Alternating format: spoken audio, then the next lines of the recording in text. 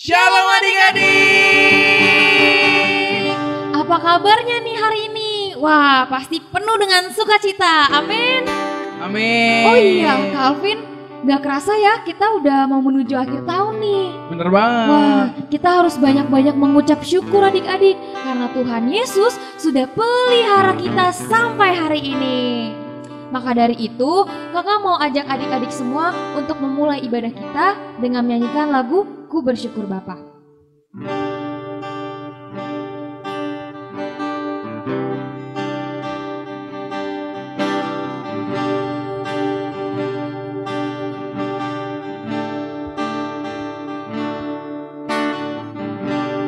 Banyak yang kau perbuat di dalam hidupku,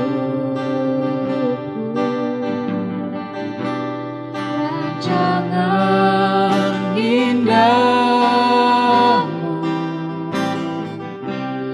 terjadi di hidupku.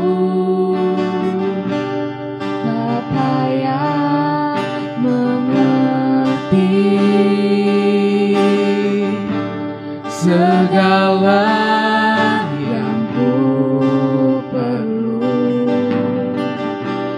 kasih-Mu sempurna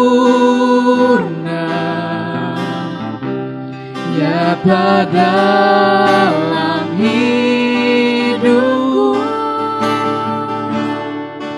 Ku bersyukur Bapa, ku bersyukur Tuhan, buat kasih setiamu di dalam hidupku. Ku bersyukur, ku bersyukur Bapa, ku bersyukur Tuhan, buat kasih setiamu di dalam hidupku. Ku bersyukur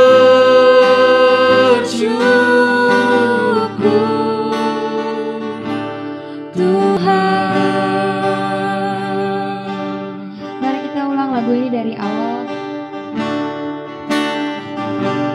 Banyak yang kau perbuat di dalam hidupku, rancangan indahmu terjadi di hidupku. Bapa yang mengerti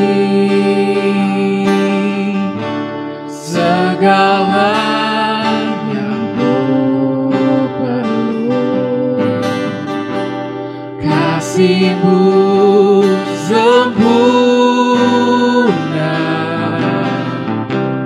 nyata dalam hidupku. Ku bersyukur Bapa, ku bersyukur Tuhan, buat kasih setiamu di dalam hidupku. Ku bersyukur oh Tuhan, ku bersyukur Bapa, ku bersyukur Tuhan, buat kasih setiamu di dalam hidupku. Ku bersyukur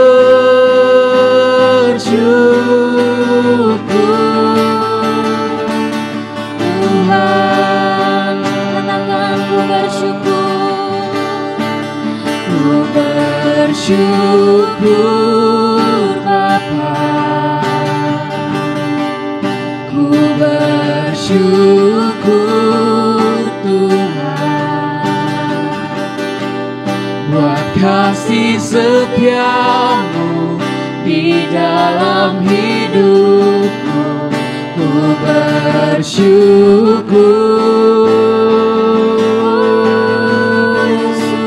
ku bersyukur Bapa, ku bersyukur Tuhan, buat kasih setiamu di dalam hidupku, ku bersyukur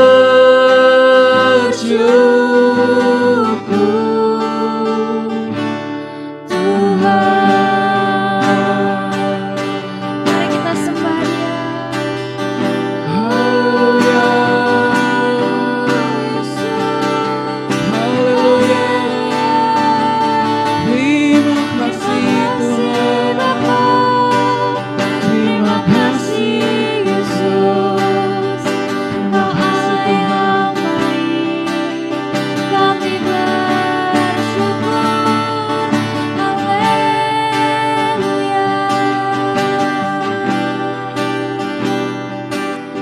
Haleluya, haleluya. Terima kasih Tuhan, kami sembah, kami puji. Terima kasih. Oh, haleluya. Terima kasih Tuhan Yesus, terima kasih Roh Kudus. Terima kasih atas kasih dan anugerah-Mu untuk kami semua Tuhan. Sebentar kami ingin memuji Tuhan, kami ingin bersorak-sorai. Kau berkati setiap adik-adik yang sedang ibadah Tuhan pada hari ini Tuhan. Biar kami tetap semangat, kami tetap bersukacita memuji menyembah-Mu. Di dalam nama Tuhan Yesus Kristus kami sudah berdoa dan mengucap syukur. Haleluya. amin. Oke adik-adik, sekarang kita membacakan Pentakosta ketiga. Pentakosta ketiga. Apa yang dimaksud dengan Pentakosta ketiga? 1. Pentakosta ketiga adalah pencurahan Roh Kudus yang dahsyat di zaman ini, melebihi yang terjadi di Azusa Street. 2.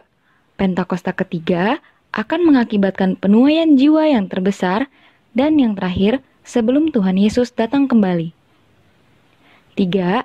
Pentakosta ketiga akan membangkitkan generasi Yeremia, yaitu anak-anak muda yang dipenuhi Roh Kudus, cinta mati-matian kepada Tuhan Yesus, tidak kompromi terhadap dosa, dan akan bergerak untuk memenangkan jiwa. 4. Pentakosta ketiga lahir di Indonesia dan bergerak ke bangsa-bangsa. Gerakan ini dari timur ke barat dan akan kembali ke Yerusalem. 5. Pentakosta ketiga akan memberikan kuasa untuk menyelesaikan amanat agung dan setelah itu Tuhan Yesus datang kembali.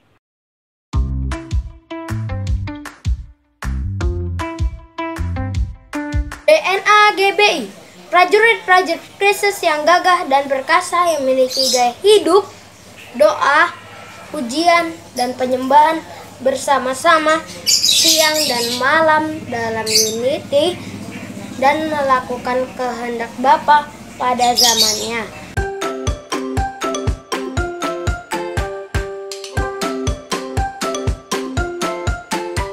Shalom adik-adik. Shalom. Ayo dong, lebih semangat dong. Shalom adik-adik. Shalom. Kira-kira kita sekarang lagi ngapain ya? Lagi apa Kak? Hari apa kita sekarang? Hari apa ya? Hari apa kira-kira ayo? Waduh, apa tuh? Hari Natal dong Kak. Hari Natal itu memperingati apa sih? Mengingatkan tentang kelahiran Tuhan Yesus. Ya, kelahiran Tuhan Yesus adik-adik. Kira-kira kalau misalnya Tuhan Yesus lahir itu mesti kita senang, sedih, atau gimana Kak? Senang dong, kita harus bersuka cita. Benar banget. Ayo kita nyanyiin satu lagu ya Kak.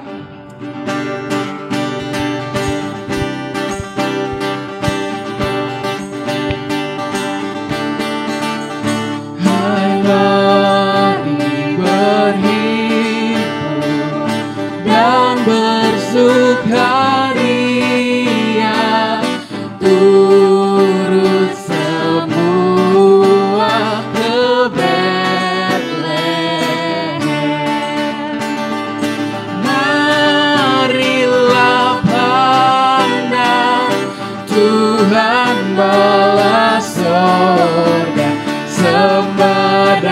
puji Dia, sembah dan puji Dia, sembah dan puji Dia Sang Raja.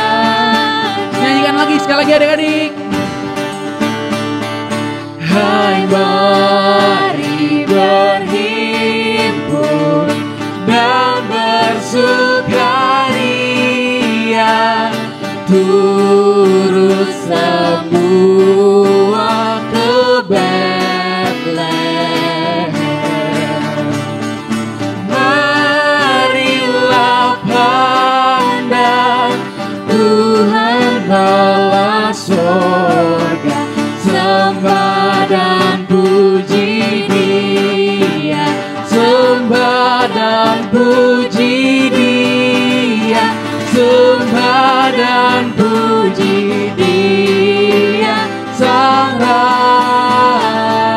Katakan sembah dan puji Dia, sembah dan puji Dia, sembah dan puji Dia, sembah dan puji Dia Sang Raja, sembah dan puji Dia Sang Raja,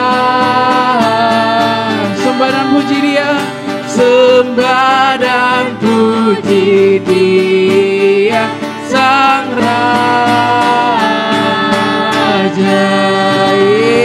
Haleluya. Sekarang kita masih memuji Tuhan, kita harus tetap semangat adik-adik. Kita mau nyanyi lagu Sungai Sukacita.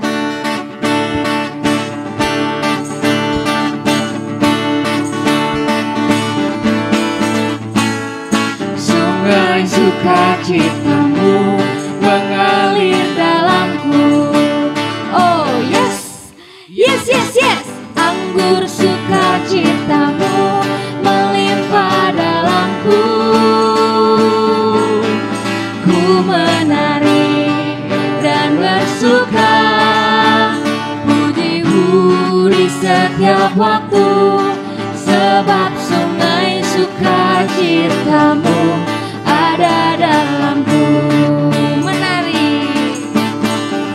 Mengalir bersamamu, bersuka di dalammu, mengikutimu Tuhan dalam pergerakanku, menyayangimu Tuhan di dalam sukacitamu, sebab hanya Tuhan yang membuat sukacitaku penuh.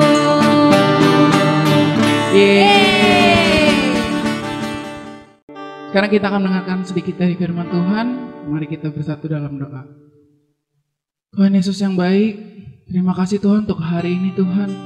Kalau kami boleh Tuhan Yesus datang ke tempat ini Tuhan, untuk mendengarkan sedikit dari firman-Mu Tuhan. Biarlah Tuhan Yesus Kau jamah hati kami Tuhan, supaya firman-Mu Tuhan selalu ada dalam hati adik-adik kami Tuhan. Hanya di dalam nama-Mu kami ucap syukur.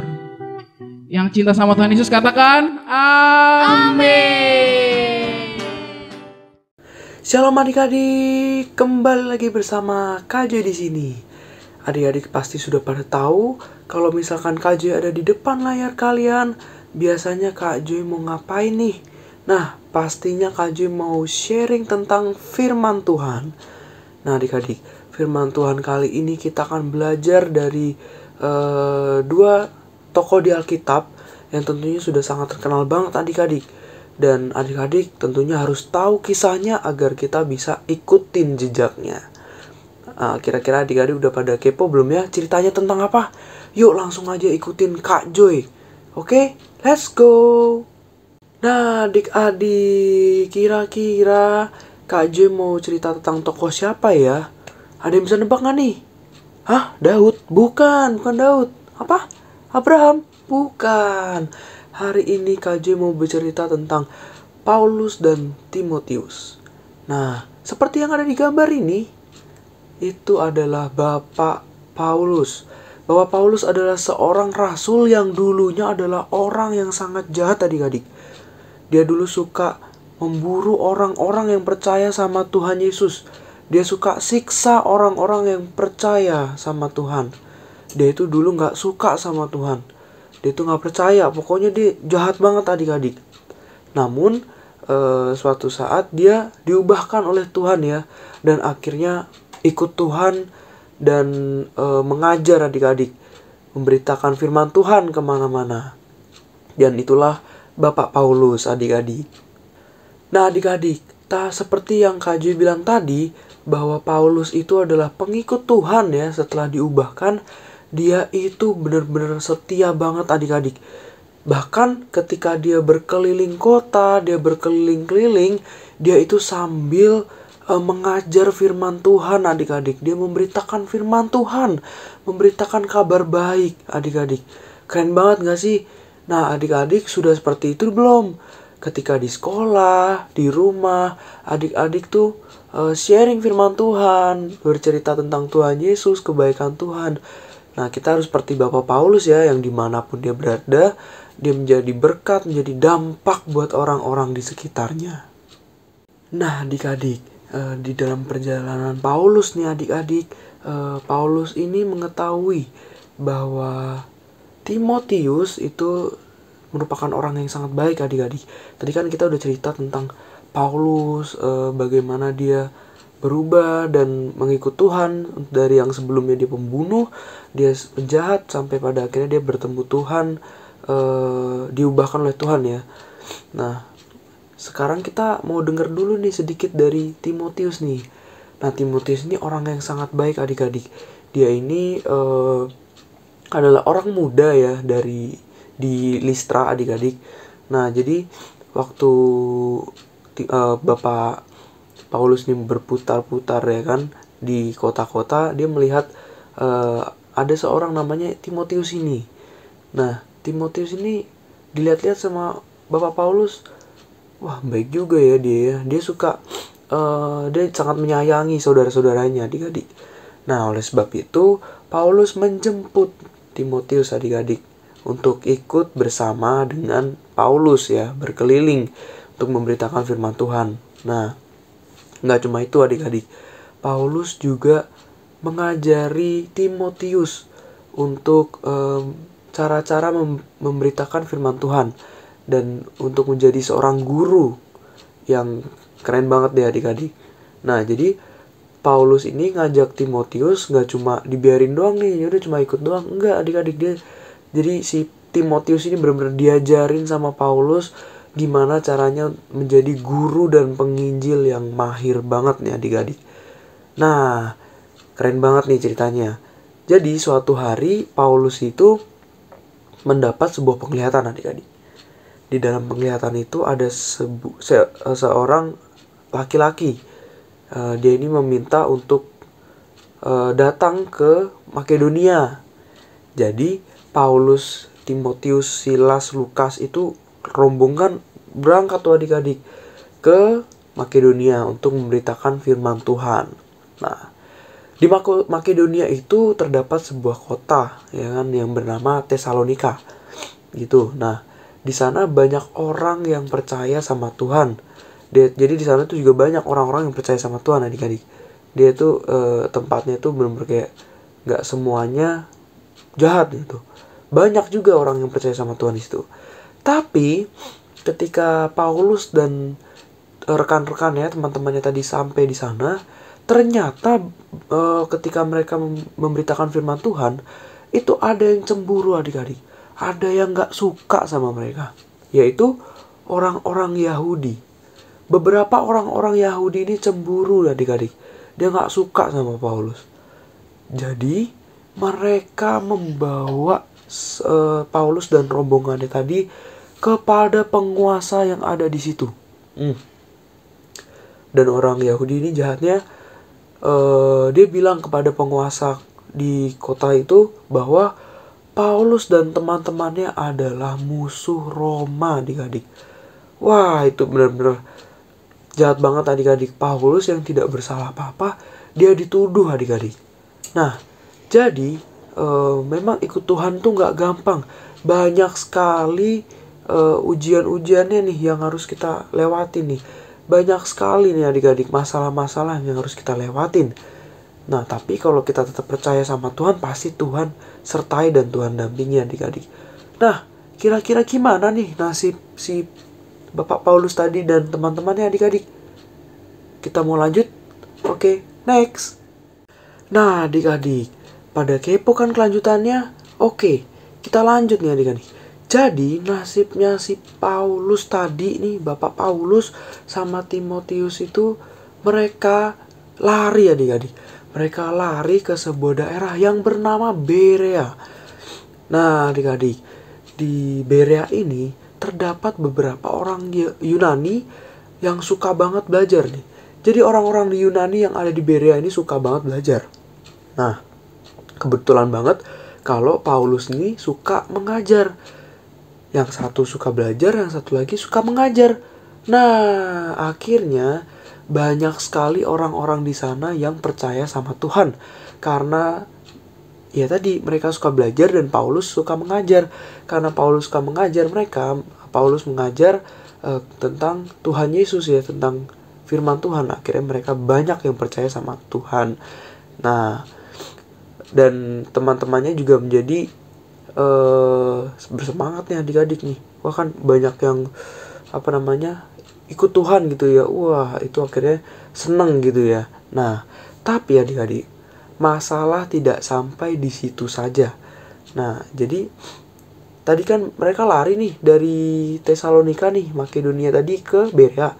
Nah, orang-orang Yahudi dari Tesalonika ini juga membuat kacau nih adik. Juga berbuat kacau di Berea, adik-adik, bayangin. Rusuh banget ya. Nah, jadi mereka ini membuat kekacauan juga di situ. Jadi Paulus ini pun melarikan diri adik-adik. Dia cepat-cepat menyelamatkan diri ke Athena. Nah, sebelum kekacauan itu makin besar adik-adik, dia menghindari kekacauan yang ada. Nah, jadi ketika kekacauan semakin rumit nih adik-adik, Paulus tuh setelah dia lari tadi kan, ternyata masalah ini gak kunjung berakhir nih. Jadi Paulus nih, karena dia melihat kekacauan makin kacau gitu ya, dia pun bergegas menghantar Timotius nih untuk kembali ke Tesalonika karena ternyata saudarinya ini dalam bahaya juga adik-adik. Nah, Timotius ini keren ya, pada saat Paulus di penjara, ditahan gitu ya, dia itu selalu menulis kata-kata dari Paulus adik-adik. Nah, Paulus nih sempat bilang bahwa orang yang mau menyembah Tuhan akan dianiaya. Dan Timotius mencatat itu adik-adik. Dan ternyata memang benar. Paulus itu udah kenyang banget sama yang namanya di penjara adik-adik. Dia itu udah bener-bener kayak sering banget di penjara karena memberitakan firman Tuhan. Nah, Paulus ini kenapa sih dia pengen banget ngajak Timotius gitu untuk melayani Tuhan, untuk pelayanan gitu ya, memberitakan firman Tuhan? Karena Paulus begitu percaya sama Timotius akan kemampuannya, akan hatinya. Jadi dia yakin sama Timotius bahwa dia bisa untuk menjadi guru dan penginjil pada saat itu. Nah, Timotius juga memiliki sikap yang patuh dan taat nih adik-adik yang harus kita pelajari nih. Nah, itu benar-benar kayak mereka berdua ini bisa menjadi dampak yang luar biasa pada zaman itu adik-adik. Dan kita harus banyak belajar sama mereka.